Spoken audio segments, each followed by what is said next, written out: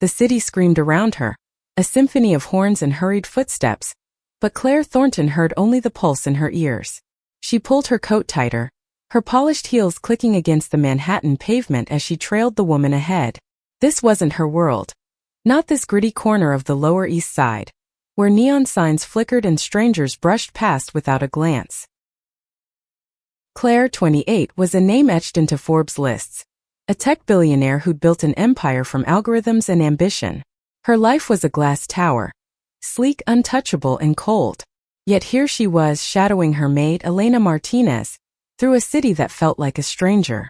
Elena, 27, with her quiet grace and calloused hands, had slipped under Claire's skin in ways she couldn't explain. It started with stolen glances over morning coffee, Elena's soft hums while folding laundry, and the way her laughter filled Claire's sterile penthouse with warmth. But tonight something gnawed at Claire. An instinct, a pull. A need to know why Elena always rushed off after her shift, her eyes shadowed with secrets. The street was alive, chaotic. Elena's worn sneakers moved with purpose, weaving through the crowd.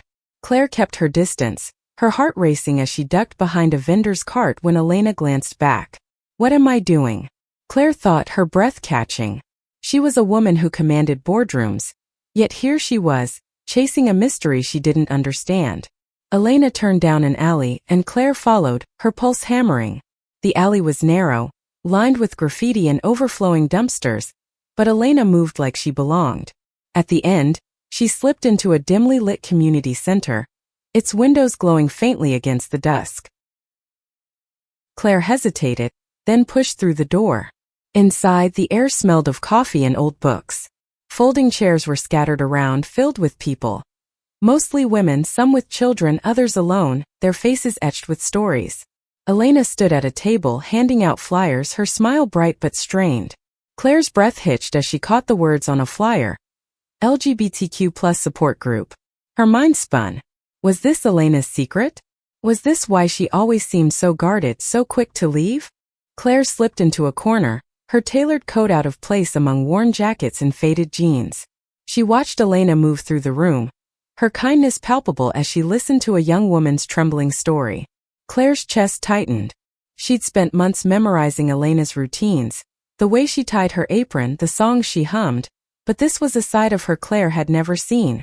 Vulnerable, fierce, real. A woman in her early 20s with cropped hair and a nervous smile approached Elena, and their hug lingered just long enough to twist something in Claire's gut. Jealousy? Curiosity? She couldn't name it. The meeting began, and Claire stayed in the shadows listening. Stories of rejection, love, and resilience filled the room. Elena spoke, her voice steady but soft, about growing up in a small town, hiding who she was to survive. I came to New York to be free, she said, but freedom's heavy when you're carrying it alone. Claire's throat burned. She'd never asked Elena about her life, not really. She'd been too busy guarding her own.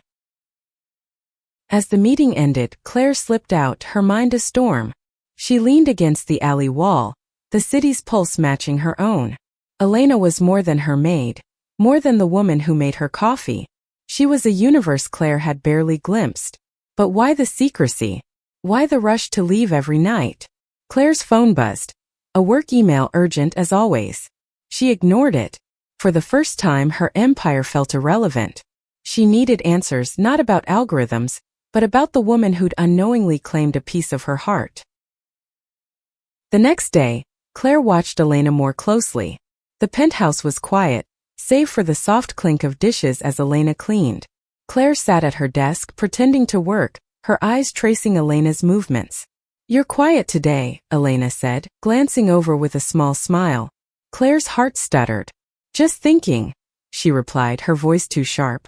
Elena nodded, unbothered, and returned to her work. Claire wanted to ask about the meeting, the flyers, the shadows in Elena's eyes, but the words stuck. Instead, she said, You're off early tonight, right? Elena's smile faltered just for a second. Yeah, got somewhere to be. That night, Claire followed again. The guilt gnawed at her, but so did the need to understand. Elena took a different route, heading toward a small park in Brooklyn. The air was crisp, the trees bare against the city skyline. Elena sat on a bench, her breath visible in the cold, and pulled out a notebook. Claire, hidden behind a tree, watched as Elena scribbled, her face lit by a street lamp. Pages turned, filled with sketches and words Claire couldn't read. Then Elena's phone rang. Her voice was soft, urgent. "I know, Mom. I'm trying. It's not safe to come back yet." Claire's heart sank. Not safe. She thought of Elena's stories at the meeting, of hiding who she was. Was that why she ran to these places after work? To escape a past that still chased her? Claire's phone buzzed again. Another email, another crisis. She silenced it. The world she'd built felt hollow compared to the woman on that bench, writing her truths in the dark. Claire stepped forward, her heels crunching on gravel. Elena looked up, startled, her notebook falling to the ground. "Miss Thornton," she gasped, her eyes wide. Claire froze, exposed. "Elena, she started, but the words failed. Elena's face shifted, confusion, then something harder. "Why are you here?" she asked, her voice low. Claire's mouth opened, but no sound came. The city hummed around them, indifferent to the collision of their worlds. The silence between them was a living thing, heavy and sharp. Elena's eyes, usually warm, were guarded now, searching Claire's face for answers. "Miss Thornton," she said again, her voice tighter. "Why are you following me?" Claire's throat burned, her usual confidence unraveling. I saw you last night," she admitted, the words spilling out before she could stop them. "At the community center. I didn't mean to intrude, Elena, she faltered, her hands gesturing uselessly. "I needed to know." Elena's jaw tightened, and she bent to pick up her notebook, clutching it like a shield. "Know what?"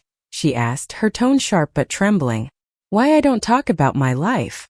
Why I leave your penthouse every night like I'm running from something?" Her voice cracked and Claire felt it like a punch. She'd spent her life calculating risks, but this, standing in a Brooklyn park, facing the woman who'd become her obsession, felt like stepping off a cliff. "I'm sorry," Claire said, her voice barely above a whisper. "I shouldn't have followed you. It's just you're always so quiet, so private. I thought maybe you were in trouble." The lie tasted bitter. It wasn't just concern. It was the pull she felt toward Elena, the way her presence made Claire's sterile world feel alive. Elena's eyes softened, but only slightly. "You don't get it, do you?" she said, stepping closer. "I'm not your puzzle to solve, Miss Thornton. I'm not part of your empire." The words stung, but Elena's voice wasn't cruel, just tired, like she'd carried this weight too long. She turned, starting to walk away, but Claire reached out, her hand brushing Elena's arm. "Wait," Claire said, desperate. "Please, just tell me something. Anything." Her voice broke, raw with a vulnerability she hadn't felt in years. Elena stopped, her back still to Claire, her shoulders rising and falling with a heavy breath. For a moment, the city seemed to hold its breath too. "I don't owe you my story," Elena said, turning slowly. Her eyes were wet, but her chin was high. "But since you're here, fine. I left home at 19 because my family couldn't accept me. Not the real me. I came to New York thinking it'd be different, but it's just a different kind of hard." She laughed, bitter. "You think cleaning your penthouse pays for dreams? It pays for survival." Claire's chest ached. She'd never asked Elena about her life, not beyond polite small talk. Now, standing in the cold, she saw the weight of her own ignorance. "I didn't know," she said softly. "I should have asked." Elena's gaze softened, but her walls stayed up. "Why do you care now?" she asked. The question hung between them, raw and unanswerable. Claire wanted to say it was because Elena's laughter was the only sound that broke through her loneliness, because her hands, rough from work, felt like the only real thing in Claire's world. But she didn't. She couldn't. Instead, she said, "I saw you at the support group. You were incredible. Helping people. Listening. I didn't know that side of you." Elena's eyes flickered with surprise, then suspicion. "You don't know me," she said, but her voice was less certain now. She glanced at her notebook, still clutched in her hands. "This is me. Not your maid. Not your mystery." Claire's gaze dropped to the notebook. "Can I see?" she asked, tentative. Elena hesitated, then opened it, revealing pages of poetry and sketches, cityscapes, faces, fragments of a life Claire had never imagined. One poem caught her eye, lines about a girl trapped between worlds, searching for a place to belong. "This is beautiful," Claire whispered, her fingers hovering over the page. Elena pulled the notebook back, her cheeks flushing. "It's just stuff I write. To make sense of things." She looked away, the vulnerability in her voice cutting through Claire's defenses. For the first time, Claire saw her not as an employee, not as a mystery, but as a woman carrying a world of her own. The next few days were a blur. Claire tried to focus on her company, meetings, investors, the endless grind, but her thoughts kept drifting to Elena. At the penthouse, their interactions were polite, strained. Elena cleaned, Claire worked, but the air between them crackled with unspoken questions. Claire wanted to ask about the notebook, the support group, the phone call with her mother. But she didn't. Instead, she watched, noticing the way Elena's hands lingered on certain objects, the way her eyes darted to the clock as her shift neared its end. One evening, Claire couldn't take it anymore. "Elena," she said, standing in the kitchen as Elena packed her bag. "Can we talk?" Elena froze, her shoulders tensing. "About what?" she asked, her voice cautious. Claire took a breath, her heart pounding. "About you. About this." She gestured vaguely, encompassing the space between them.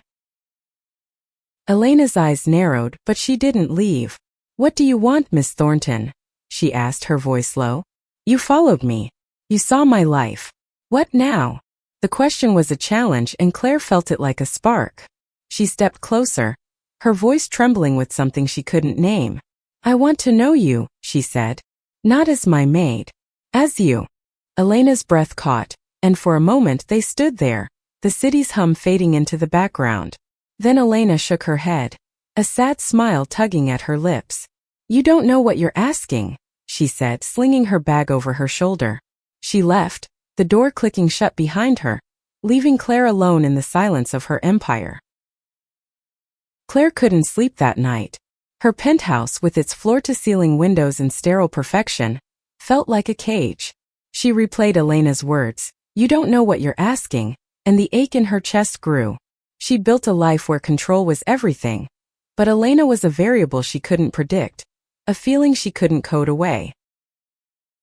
The next morning, Elena arrived as usual, her face unreadable. Claire watched her from the corner of her eye, pretending to read emails. The silence was unbearable, but Claire didn't know how to break it. Finally, as Elena wiped down the kitchen counter, Claire spoke. "I'm sorry," she said, her voice soft, "for following you, for pushing. I see you, Elena, and I can't stop seeing you." Elena's hands stilled, her cloth frozen mid-motion. She didn't look up, but her voice was quiet. "You don't know me, Claire." The use of her first name sent a jolt through Claire's system. It was the first time Elena had ever said it, and it felt like a bridge, fragile but real. "You see what you want to see," Elena continued, finally meeting Claire's eyes. "The maid who's nice to you, the girl with the notebook. But there's more to me than that. And it's messy." "Then show me," Claire said, stepping closer. "Show me the mess." Her voice was raw, pleading. She didn't care how desperate she sounded. For the first time, her billions, her empire, her control, they meant nothing. All she wanted was the woman in front of her. Elena's eyes flickered with something. Fear, maybe, or hope. "You don't get it," she said, her voice breaking. "I'm not just hiding from my family. I'm hiding from myself. From what it means to be me." She gestured vaguely, her hands trembling. "I go to that support group because it's the only place I feel safe. But even there, I'm not sure who I am." Claire's heart twisted. She wanted to reach out, to pull Elena into her arms, but she held back. "You don't have to know everything," she said softly. "But you don't have to hide from me." The words felt like a confession, and Claire's pulse raced as she waited for Elena's response. Elena looked away, her jaw tight. "You're my boss," she said, her voice barely audible. It's not simple." She grabbed her bag and left, the door closing with a finality that echoed in Claire's chest. The rest of the week was torture. Claire buried herself in work, but her thoughts were with Elena. She stopped following her. Guilt had taught her that much, but she couldn't stop wondering. What was Elena hiding from? Why did she run? On Friday, Claire found a note tucked under a stack of papers on her desk. Elena's handwriting, neat and deliberate. Meet me at the community center tonight. 7 p.m. If you want to know. Claire's heart raced as she read it. She spent the day distracted, her usual sharpness dulled by anticipation. When she arrived at the community center, the room was fuller than before, buzzing with voices. Elena stood at the front organizing chairs, her face a mix of determination and nerves. She saw Claire and nodded, a small gesture that felt like a lifeline. The meeting started and Claire sat in the back, her coat folded over her lap. The stories were raw, unfiltered, tales of love, loss, and courage. When Elena spoke, her voice was stronger this time. I've spent years running, she said, her eyes scanning the room but lingering on Claire. From my family, from myself. But I'm tired of running. I want to be seen, not as someone's maid, not as someone's secret, but as me. Claire's throat tightened. She wanted to stand, to say something, but she stayed silent, letting Elena's words sink in. After the meeting, Elena approached her, her expression unreadable. You came, she said simply. I had to, Claire replied, her voice thick. I meant what I said, Elena. I want to know you. Elena's eyes searched hers, and for a moment, Claire thought she saw a crack in her walls. But then Elena looked away, her shoulders slumping. It's not that easy, she said. There's someone else. Someone I'm trying to help. Claire's stomach dropped. Someone else? She asked, her voice barely steady. Elena nodded, her eyes distant. A friend from the group. She's in trouble, and I can't abandon her. Claire wanted to ask more, but the pain in Elena's voice stopped her. Whoever this person was, they mattered to Elena, and that hurt more than Claire expected. They walked out together, the city alive around them. Can I help? Claire asked, her voice soft. Elena shook her head. This isn't your world, Claire. You can't fix it with money. The words stung, but Claire didn't argue. Instead, she said, then let me be there. Not to fix it, just to be there. Elena stopped, her eyes meeting Claire's. For the first time there was no guard, no distance, just a raw, unspoken connection. Okay, she whispered. But don't expect it to be pretty. Claire nodded, her heart pounding. She didn't care about pretty. She just wanted Elena. The next week was a delicate dance. Claire and Elena moved around each other in the penthouse, their conversations short but charged. Claire stopped pretending to work when Elena was there. Instead, she watched openly, memorizing the way Elena's hands moved, the way her eyes lit up when she talked about the support group. But the mention of someone else lingered like a bruise. One evening, Elena stayed late, cleaning the kitchen with a focus that seemed forced. Claire took a chance. Who's the friend you're helping? She asked, keeping her tone gentle. Elena's hands paused, her cloth hovering over the counter. Her name's Mia, she said finally. She's like me. No family, no safety net. She's in a bad spot. Claire's chest tightened. Bad how? She asked. Elena sighed, her shoulders sagging. Her ex won't leave her alone. She's scared, Claire. I've been helping her find a place to stay, somewhere safe. Claire nodded, her mind racing. She wanted to help, to use her resources, but Elena's words echoed. You can't fix it with money. Instead, she said, can I meet her? Maybe I can, I don't know, listen. Elena's eyes softened, and she nodded. Tomorrow, she said. At the center. But don't come as Claire Thornton Billionaire. Just come as you. The next night, Claire arrived at the community center in jeans and a sweater, her hair loose for the first time in years. She felt exposed, but Elena's small smile when she saw her made it worth it. Mia was there, a slight woman in her mid-20s with haunted eyes and a nervous laugh. She clung to Elena, and Claire felt a pang of something, jealousy maybe, or fear that she'd never be that close to Elena's world. They sat in a small circle, just the three of them. Mia's story spilled out in fragments. An abusive ex, a restraining order that didn't work, nights spent moving from shelter to shelter. Elena listened, her hand on Mia's, her presence steady. Claire felt useless, her wealth irrelevant in the face of Mia's fear. But she listened, and when Mia's voice broke, Claire found herself speaking. "You're not alone," she said, her voice soft but firm. "You have Elena. And you have me." Mia's eyes widened and Elena's head snapped up, surprise flickering across her face. After the meeting, Elena walked Claire to the door. "You didn't have to do that," she said, her voice low. "I know," Claire replied. "But I wanted to." Elena's smile was small, but it felt like a victory. The days that followed were different. Elena lingered longer at the penthouse, their conversation stretching into the night. Claire learned about Elena's childhood in rural Pennsylvania, her love for poetry, her dream of opening a community space for people like her. In return, Claire shared pieces of herself, her lonely climb to success, the pressure of being untouchable, the way Elena's presence made her feel human again. One night, as they sat on the penthouse balcony, the city sparkling below, Elena opened her notebook. "Read this," she said, handing it to Claire. The poem was raw, about a woman caught between fear and hope, her heart a city waiting to be rebuilt. Claire's eyes stung as she read, her fingers tracing Elena's words. "This is you," she whispered. Elena nodded, her eyes meeting Claire's. "And maybe it's you too," she said. The air between them shifted, charged with something new. Claire reached for Elena's hand, her heart pounding. Elena didn't pull away, but her eyes were cautious. "Claire," she said softly, "this is complicated." "I know," Claire said, her voice trembling. "But I'm not running." For the first time, Elena didn't look away. Her hand tightened around Claire's, and the city seemed to fade, leaving just the two of them, suspended in a moment that felt like the edge of something vast. The moment on the balcony lingered in Claire's mind, a spark she couldn't extinguish. She and Elena were treading new ground, their connection fragile but growing.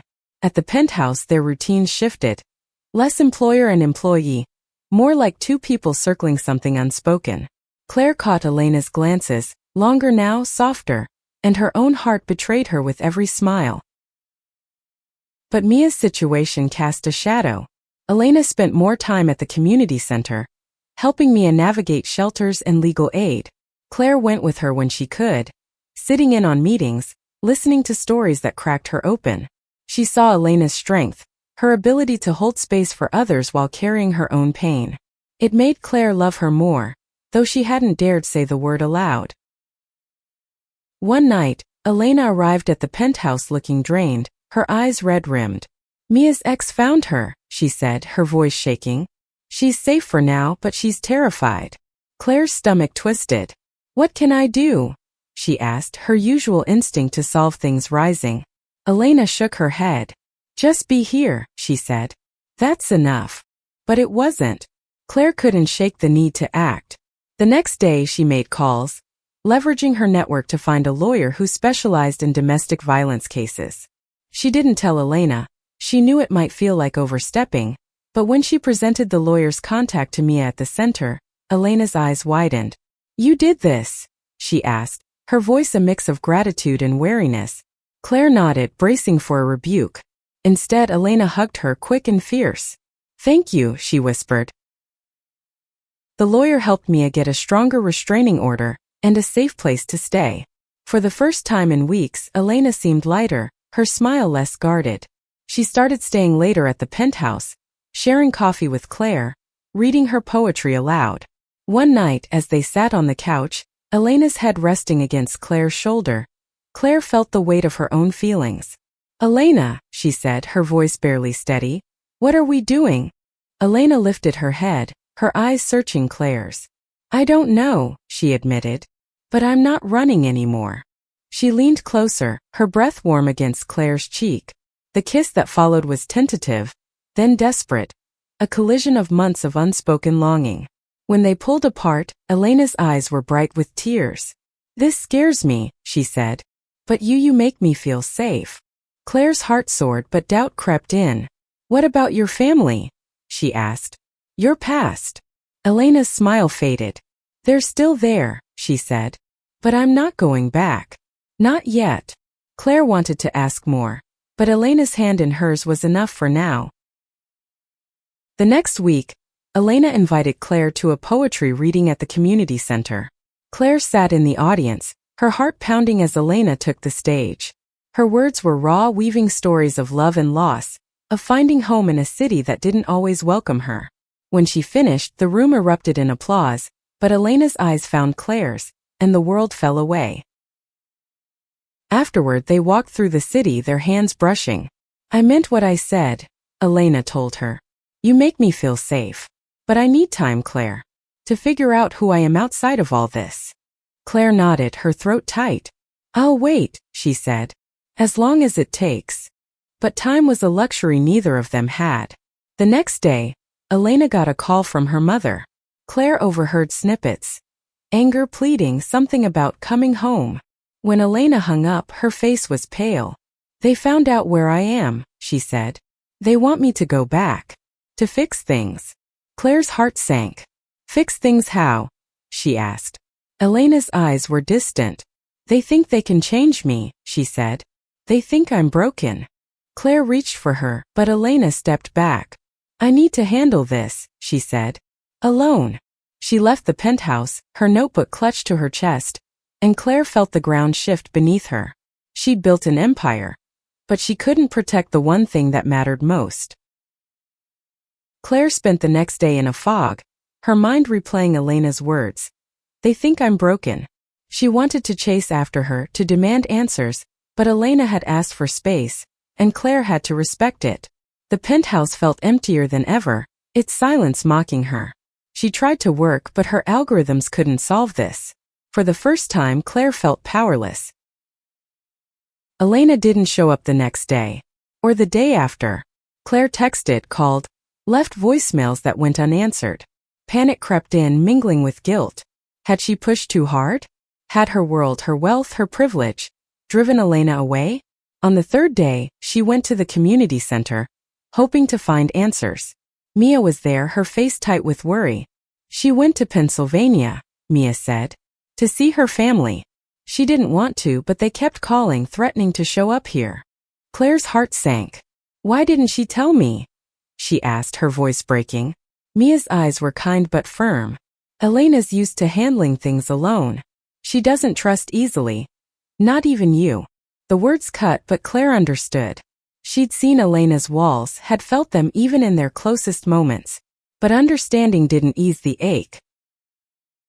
She drove to Pennsylvania that night, her GPS set to the small town Elena had mentioned once. The road stretched endlessly, the city giving way to fields and quiet houses. Claire's mind raced. Images of Elena facing her family, their judgment, their rejection. She didn't know what she'd do when she got there, only that she couldn't stay away. The town was small, its main street lined with diners and churches. Claire found Elena's childhood home. A modest house with peeling paint and a cross on the door. She parked across the street, her hands trembling. Through the window she saw Elena, her face drawn, arguing with an older woman who must have been her mother. The woman's gestures were sharp, accusing. Elena's shoulders were hunched, her notebook on the table between them. Claire wanted to storm in, to stand between Elena and her pain, but she stayed in the car, her breath fogging the window. Hours passed, the argument fading into silence. Finally, Elena emerged, her bag slung over her shoulder, her eyes red but defiant. She saw Claire's car and froze, her expression a mix of shock and relief. "What are you doing here?" Elena asked as she approached, her voice raw. Claire got out, her heart pounding. "I couldn't let you do this alone," she said. "You don't have to tell me everything, but I'm here. For you." Elena's eyes filled with tears, and she stepped into Claire's arms, her body shaking. "They want me to be someone I'm not," she whispered. "They think I can change, but I can't. I won't." Claire held her tighter, her own eyes burning. "You don't have to," she said. "You're enough. You're more than enough." They drove back to New York in silence, Elena's hand in Claire's. The city welcomed them with its chaos, its lights a promise of possibility. Back at the penthouse, Elena opened her notebook, her voice steady as she read a new poem. About a woman who found her voice, who chose herself over fear. Claire listened, her heart full, knowing this was Elena's truth, her triumph. The next weeks were a slow rebuilding. Elena returned to work, but their dynamic had shifted. They were partners now, not boss and employee. Claire helped fund a new community center, one where Elena could run her support group, share her poetry, build her dreams. In return, Elena showed Claire her world. Late-night diners, poetry slams, the messy beauty of a life unpolished. The new community center opened on a crisp spring evening, its walls painted with murals from local artists, its rooms buzzing with laughter and hope. Elena stood at the front, her notebook open, reading a poem about love, not the kind that demands perfection, but the kind that holds space for flaws. Claire sat in the audience, her heart swelling with pride. This was Elena's dream made real, and Claire was part of it, not as a billionaire, but as someone who loved her. Their relationship wasn't perfect. Elena still carried her past, her family's rejection, a wound that hadn't fully healed. Claire still struggled with her need for control, her fear of losing the one person who saw her for who she was. But they were learning together. They fought, they laughed, they kissed in the quiet moments when the city seemed to pause just for them.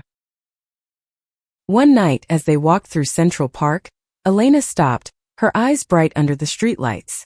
"I never thanked you," she said, "for showing up, for staying." Claire smiled, her hand finding Elena's. "You don't need to thank me," she said. "You're my home." Elena's smile was radiant, and she pulled Claire close, their kiss a promise. The city moved around them, indifferent, but in that moment they were enough. Claire had followed Elena into the unknown, and what she found wasn't just love. It was meaning, messy and beautiful, worth every tear.